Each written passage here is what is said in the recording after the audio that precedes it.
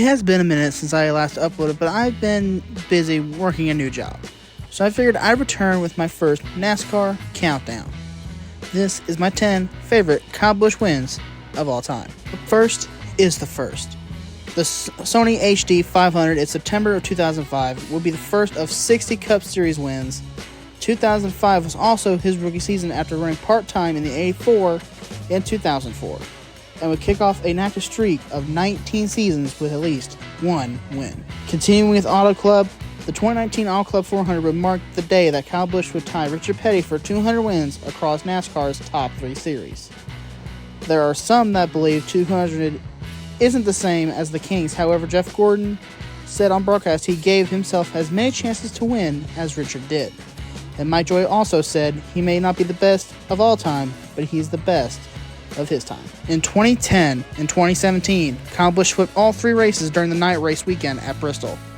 He's the only driver to have swept all 3 series at Bristol in a single weekend, and is a set of diecast I've been hunting for a long time. In 2017, Kyle Busch was beaten by Austin Dillon on fuel mileage in the Coke 600. Charlotte Motor Speedway was the last track at the time he had not won at the Cup level. He did win the All-Star race in 2017, but the set was not complete without a points win.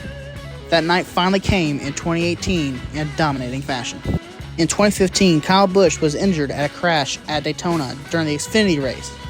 He would return and go on a tear, including the first of 2 back-to-back Brickyard 400s. The second came in 2016, also winning the Xfinity race in both weekends.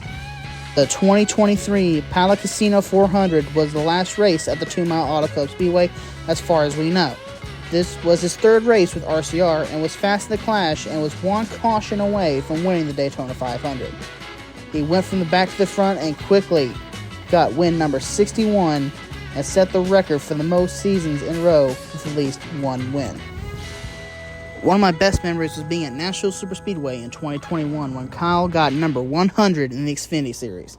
It was the first weekend for the revised Superspeedway, and Rowdy Nation was out in force that day. And after the race, he had hinted that in 2020, after the 2021 season, he'd retire. Never mind. The 2015 Toyota Save Mart 350 took place a few weeks after his return.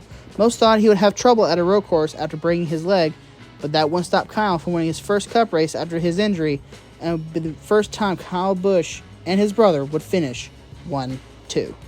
At number 2, in 2019, Kyle Busch would complete a dominating season after winning the regular season title before the playoffs and would win the season finale at Homestead to take his 2nd Cup title, and got to have a moment with Brexton and give him a ride a lot around the track during his celebration.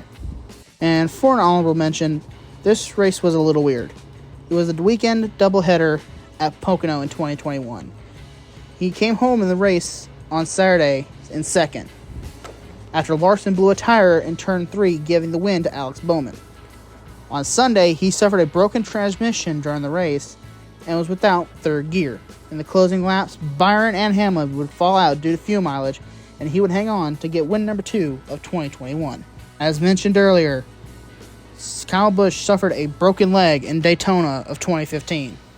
After missing a few months, he returned and won 4 races and hung on during the chase and made it to Homestead. He ran up front most of the race and would get win number 5 and his first Cup title. That'll conclude this edition of the 10. Leave a comment down below if there are any races I left out or any you would replace. And comment what would you like to see in the next episode or another countdown. The Rowdy Roundup should hopefully return as soon as I can get live shows running on Friday mornings. Like and subscribe if you are new here. And as always, go Rowdy Nation.